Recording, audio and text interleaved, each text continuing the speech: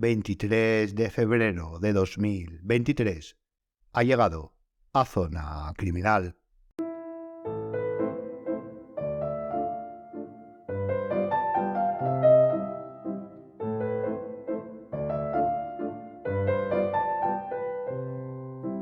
Si en el episodio anterior hablamos y expusimos el concepto de identificación y vimos algunos sistemas totales, hoy ya nos vamos a centrar más en la catalogación por tipología respecto al origen de los mismos. Ya dijimos que de manera muy básica y estructurada podemos dividir los indicios que encontramos en un hecho en biológicos y no biológicos. En el episodio de hoy veremos estos últimos. Los indicios como concepto general no son determinantes sino vitales en cualquier investigación. Podríamos decir que tienen dos fases. La primera, la básica, el hallazgo de los mismos y el transporte, ya sabe, la conocida como cadena de custodia. Y la segunda, la más concreta, su análisis.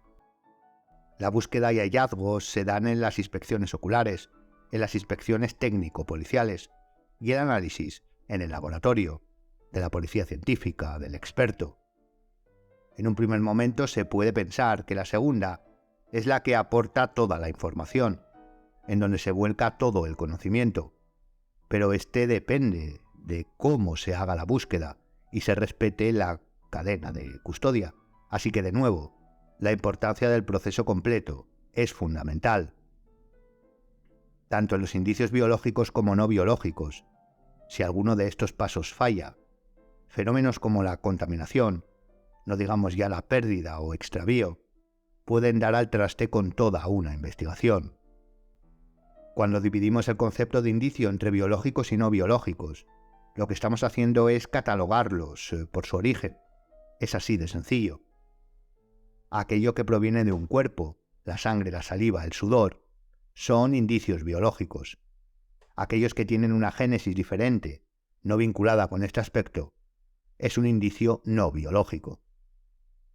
Claro, y sin centrarnos en los primeros, que lo haremos en la tercera parte, así que confirmamos que la habrá, podemos deducir que los indicios biológicos, aunque abundantes, son limitados. El cuerpo produce lo que produce, genera los fluidos que genera, aporta los parámetros que aporta, de manera abundante sí, pero limitada. Un indicio biológico no. Puede ser, digamos, cualquier rastro fuera de los biológicos que hallemos y que pueda ser beneficioso, aportando información para la investigación. Puede ser desde una fibra sintética microscópica hasta un camión abandonado. Todo lo que hay entre ambos y más puede encuadrarse dentro de un indicio no biológico. Obviamente, como acabamos de decir, no solo no podemos abarcar todos los supuestos indicios, por lo que nos centraremos en aquellos que con más asiduidad y o que más información nos pueden aportar, exponiendo los no vistos hasta ahora. También tenemos como finalidad el examinar los límites, los modos de aplicación en el proceso completo desde su recolección, etc. Por último, hablaremos sobre un concepto relacionado con los indicios, en este caso tanto biológicos como no biológicos. Vamos pues con esta segunda parte de los programas dedicados a la identificación, indicios no biológicos. Bienvenido a Zona Criminal.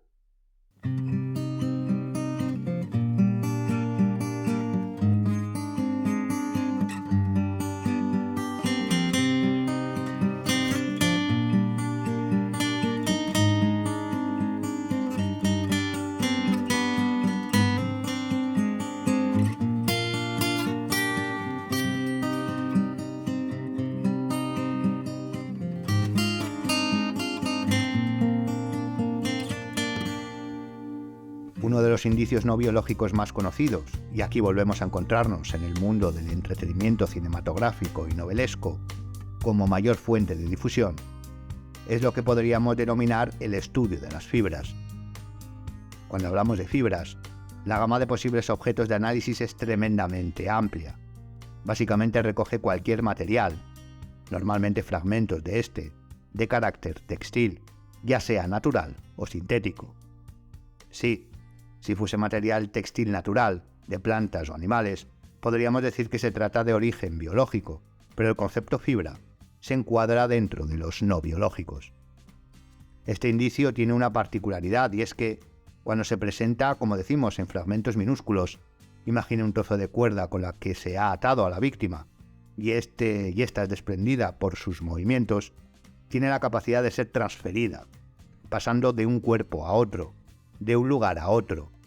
Y esto, que normalmente se da a los indicios biológicos, saliva, sangre, todo lo que es líquido se transfiere de manera más rápida y sencilla, las fibras también lo hacen. De hecho, la dificultad que tiene el concepto de transferencia con la fibra es su posible error de interpretación. No por hallar una en dos lugares distintos deben ser la misma o son producto de la transferencia. Existen muchas otras más posibilidades. Así que en estos casos anulemos la interpretación y concluyamos tras el análisis. Pero las fibras no proceden solo, como podemos pensar, de la ropa o de las cuerdas. También se dan, por ejemplo, en el análisis de obras de arte que las presentan, normalmente las pictóricas, pero también, por ejemplo, tapices. Los lienzos se componen de fibras. Lo importante siempre, sea en la investigación de un secuestro donde se han localizado fibras que pueden provenir de ataduras, o el análisis de una obra de arte, es obtener el máximo de información y datos acerca de esta, para poder correlacionarlo con una escena, una identificación de víctima o victimario. La búsqueda de fibras, su dificultad, se encuentra en relación a la forma, tamaño y lugar de depósito de estas. No es lo mismo localizar en una escena un trozo de cuerda marrón de medio metro sobre un fondo blanco en el suelo, que un pelo de un abrigo sintético de color marrón detrás de un sofá. Para ello, debemos utilizar instrumental adecuado, y para la búsqueda la iluminación es vital. Fuera de que algunas fibras tengan respuestas lumínicas distintas, reaccionen a ciertas longitudes de onda, por ejemplo a la luz de Booth, a la luz ultravioleta, de manera general, sobre la fuente lumínica, sobre todo para las fibras más pequeñas, es recomendable utilizar la luz rasante. Así, estas son más proclives a un mínimo contraste con el fondo, aún, si quiere, mayor brillo. A la hora de obtenerlas, una vez halladas, dependiendo de las características de depósito, se utilizarán distintos métodos. Desde las típicas pinzas que conocemos, aunque nosotros siempre recomendamos sean de plástico, hasta un cepillo, sobre todo para fibras de origen animal, también humano cuando sea biológico, pasando por cintas adhesivas cuando la extracción lo requiera, o un simple entrecomillado aspirado, con sistema de filtración, por supuesto. Existen situaciones en las que estos métodos simples de extracción no sirven para separar las fibras de su soporte, por ejemplo en cadáveres descompuestos o situación de unión de fibras y soportes en superficies quemadas, en donde debe ser extraído el objeto de estudio, la fibra, junto con el soporte en la superficie mínima requerida de este último. Una vez concluida la búsqueda y hallazgo, el análisis microscópico es el primer paso para analizar su morfología y especificaciones, y en algunos casos incluso identificarla. A partir de aquí el análisis pasa de ser descriptivo a significante, es decir, buscando datos sustanciales de composición, sobre todo a través de análisis químicos, realizando ensayos de disolución, exposición a distintas fuentes de calor, etc. Además de ello, el estudio físico nos ayuda, por ejemplo, mediante la cromatografía, a estudiar aspectos como los pigmentos, sobre todo en obras de arte, pero no solo. Tengamos en cuenta que los colores utilizados en el arte, en las obras, tienen una composición química y esta está patentada y si son antiguos, muy antiguos, conoceremos la mezcla, por lo que será más fácil localizar la época, no del cuadro, sino de la pintura que quedó en esa fibra. Seamos certeros con la conclusión. Este indicio, las fibras, nos llevaría a otro que muchas veces se considera indisoluble de estas, pero no. Como acabamos de ver, el estudio de la pintura siempre se relaciona con el arte, los grafitis, incluso si quiere, con la pericia caligráfica. Pero la pintura no siempre está vinculada con estas disciplinas. Piense todo aquello que está pintado a su alrededor, paredes, muros. Si la pintura también puede transferirse, además esta capacidad, a diferencia de las fibras que suelen ser más volátiles, nos puede hablar del estado de de la pintura y de su calidad.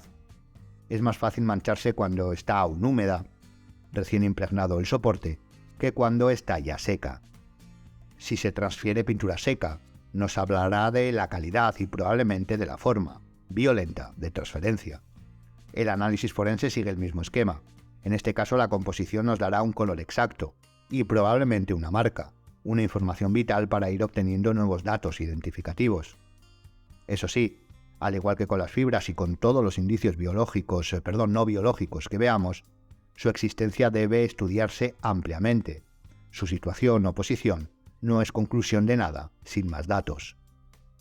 De hecho, en 1999 el propio FBI publicó un trabajo sobre análisis de materiales centrado en la pintura, para que pueda ver la importancia que tienen parámetros que podemos considerar fuera del estudio forense, banales.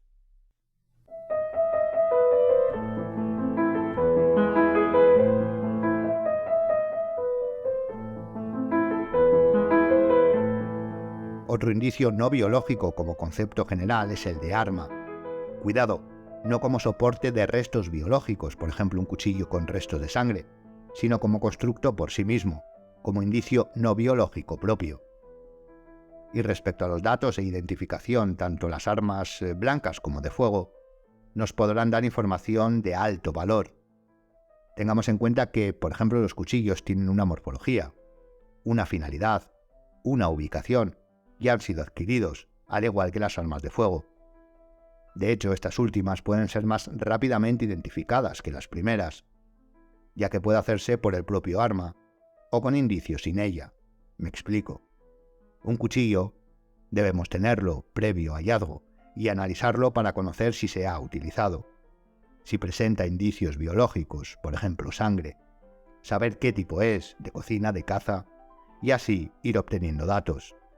Es posible saber si un individuo ha utilizado un arma blanca por ciertos rastros, como cortes en las manos en ciertas zonas, pero esto queda muy a expensas del manejo y del tipo del arma. Si es un cuchillo de cocina, un arma con gavilán, de la destreza en su uso. En cambio, un arma de fuego tiene, primero, una restricción en el calibre. No cualquier proyectil se dispara con cualquier arma. Segundo, una identificación propia, un número de serie, además de marca, etc. Y tercero, por supuesto, trazas identificadoras que plasma tanto en el proyectil como en la vaina. De ahí la capacidad de analizar proyectiles dubitados e indubitados e individualizar el resultado. De esto ya hemos hablado en el programa dedicado a la balística forense, que le animamos a escuchar si no lo ha hecho. Esto que acabamos de decir se da cuando tenemos acceso al arma y al proyectil. Es obvio que los victimarios también tienen información sobre estos parámetros e intentan, cuando no quieren que se identifique el arma, borrar los mayores datos posibles, por ejemplo el número de serie, y modificar esas microtrazas mediante el raspado del cañón. Pero más dificultades, gracias a la ciencia forense, al revelado químico y distintas técnicas en el primer caso, y el estudio geométrico de las trazas mediante microscopía en el segundo, pueden ser salvadas. Por supuesto, existen situaciones de mayor complejidad, como simplemente no hallar el arma o que ésta haya sido destruida. Pero aún así, tenemos la posibilidad de poder, de nuevo, tener datos indiciarios de su utilización, mediante el estudio de los residuos de disparo, principalmente plomo, bario y antimonio. Sustancias, residuos, que quedan en las manos, brazos, ropas, tras efectuar un disparo. De hecho, este ejemplo, el de residuos, es con el que más claridad se observa la cautela y límites que debemos tomar en consideración. ¿Significa que cuando la prueba de residuos es positiva, ese sujeto ha disparado un arma y podemos saber cuál ha sido? Indudablemente no. Lo que indica la prueba de residuos es que estos, que se encuentran en los restos depositados de un disparo, también los tiene el sujeto analizado. Por supuesto, la importancia de estos radicará en el resto de indicios que indiquen si ha podido ser utilizada un arma o no, pero con esta prueba solo concluimos la presencia en las zonas analizadas de estos residuos. No podemos identificar un arma por estos restos, pero claro, es un indicio importante en el estudio de un hecho en el que ha intervenido un arma de fuego, pero como decimos, debemos ceñirnos a la información objetiva y fría que nos aportan, nunca a la interpretación.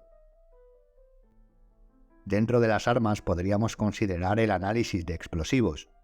Estos, aunque en un hecho criminógeno suelen utilizarse con un objetivo normalmente, digamos, parecido al de las armas, su estudio forense presenta particularidades, especificaciones técnicas que requieren una formación concreta. Todos conocemos la especialización dentro de los cuerpos y fuerzas de seguridad del Estado, de agentes y unidades dedicadas en exclusiva al estudio de explosivos. En este caso podríamos hacer un paralelismo con las armas de fuego, puesto que el estudio se centra en el análisis de, por ejemplo, la bomba, digamos el armazón del explosivo, y los residuos tras la explosión, así como por supuesto los efectos terminales o no producidos. La diferencia es que aquí, sobre todo en el primer caso, el estudio del material, de lo que sería el arma y la bomba específicamente, esta última no estará ni mucho menos intacta. Deberá ser reconstruida paso a paso, tras la búsqueda y hallazgo de todos o la mayor parte de los componentes. El estudio de estos, tras volver a reconstruirla, aporta siempre el cómo se fabricó, y en no pocas ocasiones, información que ayuda a la identificación. Por ejemplo, en bombas caseras, con el ánimo de no levantar sospechas, los victimarios compran aquí y allá lo necesario, y tanta compra, en tan diferentes lugares, y también en diferentes tiempos, deja rastro. De ahí la importancia de la reconstrucción. El siguiente paso es el análisis de los residuos, que en este caso, y dependiendo de multitud de factores, pueden ser sólidos, líquidos e incluso gaseosos. Para ello se recurre de nuevo al estudio químico de estos, con el fin de obtener una composición.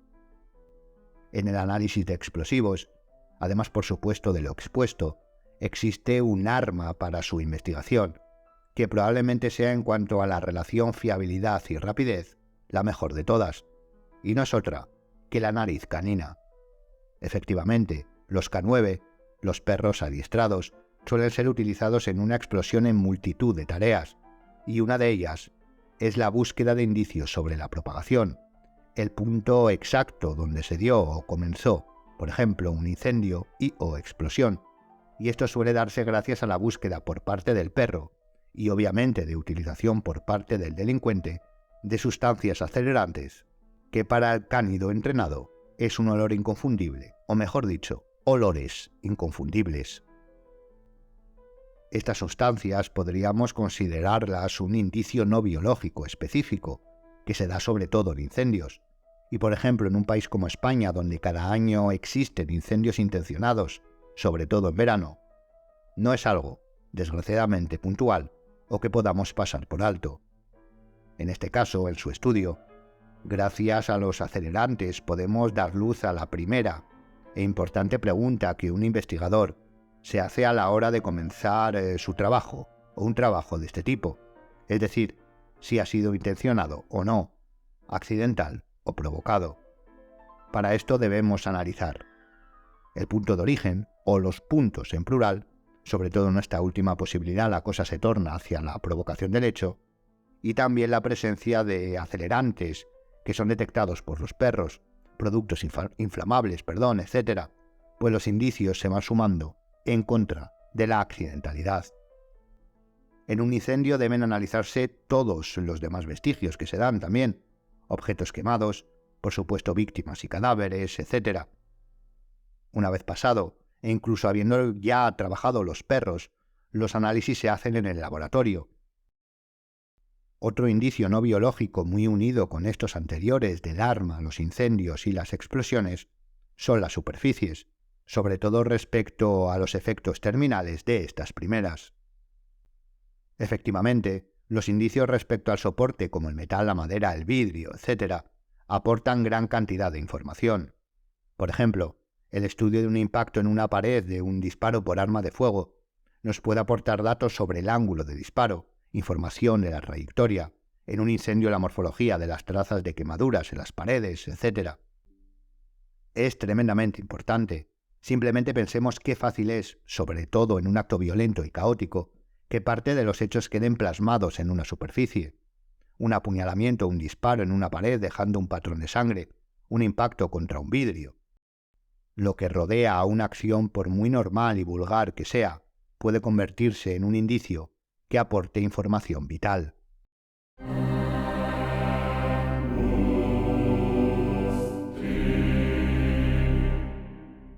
Otro indicio que sin duda es tremendamente importante cuando se verifica su presencia es el análisis de sustancias, drogas ilegales, medicamentos legales, etc. Pero no solo eso, sino también indicios de alimentos y otras sustancias que pueden ser determinantes para la identificación dentro de los objetos no biológicos. En este caso, hablando de estos, nos vendrá a la cabeza la toxicología forense, sobre todo en el caso de tomarlos como indicios biológicos ya dentro del cuerpo humano. Normalmente los estudios de estos indicios no biológicos están estrechamente vinculados con los biológicos, porque siempre pensamos en que estas sustancias, estos indicios, los encontraremos en el cuerpo de la víctima o victimario. Pero no tiene por qué ser así. Pueden ser hallados en su blister sustancias no conocidas, medicamentos, drogas, de manera física en la inspección y luego estudiadas en el laboratorio, aunque también es cierto que probablemente se comparen con muestras, en este caso sí biológicas, para establecer su uso, etc. Pero la presencia de uno físicamente y otro fisiológicamente no demuestra por sí mismo que se haya consumido del primero, pero sí la presencia de la sustancia, claro está. Así que en este caso, lo importante es conocer que estas no son únicamente un indicio que se estudia en relación o cuando está dentro del cuerpo, sino que su análisis como indicio no biológico puede aportar información de gran relevancia. Por ejemplo, si se observan medicamentos totalmente legales, podremos saber dónde se compraron, qué profesional en su caso los prescribió, etc. Estos serían a grandes rasgos y siendo escuetos los indicios no biológicos más reconocibles. Por supuesto, y como decíamos al principio, existen una multitud de ellos, desde los propios documentos ya nombrados en el programa de la semana pasada y anteriores, los propios vehículos y, por ejemplo, las pisadas encontradas en una escena analizada. Y con este ejemplo, deseo concluir y explicar el concepto que comentaba en los primeros minutos en la introducción. En el programa de hoy hemos hablado sobre el término transferencia. Esta puede tener varias formas, que también comentábamos cuando hablábamos en el programa del estudio de patrones de sangre, pero básicamente es la capacidad de transmitir la cualidad de un objeto a otro. En este caso hemos hablado de la transferencia de una fibra de un lugar a otro, por ejemplo. Pero existe un concepto que seguro lo han escuchado y utilizado, que es el de marca. También huella, pero parece que este se relaciona más con la lofoscopia.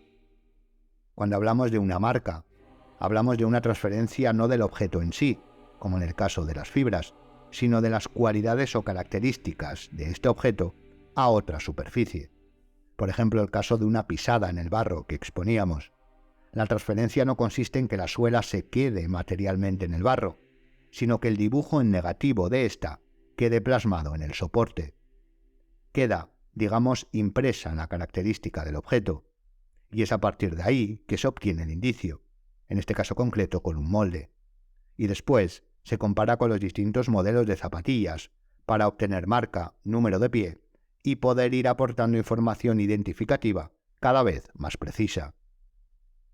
En este caso, la capacidad de perdurar como un indicio depende de incluso más factores que los no biológicos, digamos, primarios. Aquí, aspectos como el soporte son esenciales para la supervivencia de este. Es cierto que los primeros también, pero la transferencia característica requiere que estos tengan cualidades especiales concretas, que muchas veces son inestables o volátiles. Siguiendo con el ejemplo en cuanto al barro, para que el dibujo de una suela se impregne, debe permanecer tal y como estaba cuando se realizó la pisada, pero no solo sin tocar, sino sin cambiar nada del contexto. Es decir, que no llueva, que no sople el viento y por supuesto que no pase ni nada ni nadie por encima y que tampoco transcurra mucho tiempo, lo cual es complicado, ya sabemos. Pero lo importante, para concluir, es conocer que estos indicios pueden ser directos o por transferencia característica, es decir, sin el objeto, pero sí su información singular. Por supuesto, y como repetimos y repetiremos, debemos tener en cuenta que estos son indicios y no explicaciones totales del hecho. No son axiomas que dan respuesta a todas las preguntas. Los indicios deben sumarse y significarse, previo estudio y análisis minucioso, para ir obteniendo de manera empírica respuestas a interrogantes de la investigación. No lo olvide. Y hasta aquí el programa de hoy. Le dejamos las referencias y bibliografía para ampliar el tema en la descripción. No me queda más que animarle a seguirnos en el Instagram del podcast y en las redes sociales del Instituto Europeo de Ciencias Forenses y Seguridad, desde donde elaboramos y grabamos el programa. Gracias por escucharme y hasta la siguiente Zona Criminal.